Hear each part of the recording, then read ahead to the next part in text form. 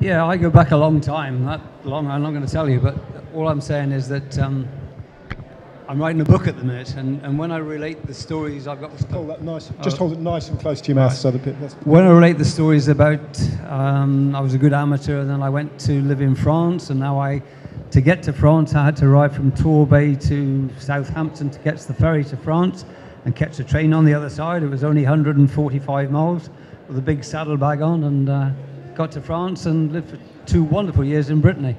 But nowadays that doesn't happen. You know, I'm very, very lucky in the fact we've got 4 professional riders. I represent the Mid-Devon Cycling Club.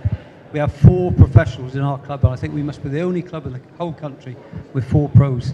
Jeremy Hunt, Yanto Barker, John Tiernan Locke, and another called, what's his name? Well, I've heard of those 3, but... He rides for a rally anyway, but yeah. he's only 18. I seriously advise him against doing a professional. 18 is a good age to get into cycling, isn't it? You've just told me how it happened with you. You had no interest in sport and not much interest in cycling, and then you had a bet with a mate about who could end up doing what. Yeah, it was. I got violently drunk one night. Saturday night was the big thing in Torquay, and we chased women and smoked cigarettes and did all the things we shouldn't be doing. Got home at 3:30 in the morning. How we got home, I don't know, but I was seriously hungover the following day. A friend of mine, Brian, my best mate, came round at 12 o'clock, gave me a cup of tea, said, "Colin, get up, I want to talk to you." So we talked about things. I said, "Well, what are you here for, Brian?" Because he didn't normally come round in the morning. He said, "Colin, we're fed up with this." He said, "This way of life." He said, "You're overweight." He said, "You're smoking too much, certainly drinking too much." He said, "So let's take up a sport." I said, "I don't do sport." So he said, "Well, you know, I'm a keen footballer." He said, "I want to become a professional footballer." He said, "I want to hook on it." He said, "I want to do it in, say, 2 years." I said, "Fine, okay, now go away." "No," he said, I want to play for Torquay United," and he was close to doing that.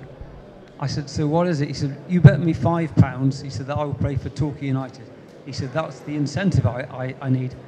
So I said, "Fine, now go away." So he said, "No, what about you?" I said, "Well, I don't do sport, do I?" He said, "Well, I've seen you ride a bike to work." I said, "If I've missed the bus and it's all downhill the 3 miles to the Strand." He said, "Well, why don't you take up cycling?" I said, "Yeah, all right." 'Cause basically all I want to do is get rid of the guy. And he said, "Well, what's the hook?" I said, "Well, I'll go to the Olympic Games in 4 years," because the Rome Olympics was on at the time. He said, "You're crazy." I said, "All right." He said, £10. I said, "All right, £10, I'll go to the Olympic Games in 4 years." He said, "Fine." So that afternoon, stopped smoking, dug my last bag out, and got on this old bike I had in the garage and rode 16 miles from Torquay to Teignmouth, around the coast and back, 16 miles, and walked the last 2 hills. Couldn't make the last 2 hills. And I started doing it on a fairly regular basis and found I was enjoying it. I really started thinking, hey, this isn't a bad sport. And I stuck it for like 12 months, and then towards the end of the 12th month, I was doing this ride twice in the evening. I was doing 35 miles or thereabouts. And one night I was caught by another rider going up this climb, and I'd never been caught by a rider before. So I thought, I'm not having this.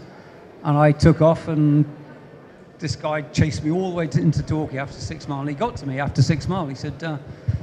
He said, "You're some rider, aren't you?" I said, "Sorry?" He said, "Well," he said, I'm the club champion." He said, "And I had terrible..." I said, "Well, so what are you saying?" He said, "Well, are you in a cycling club?" And I lied.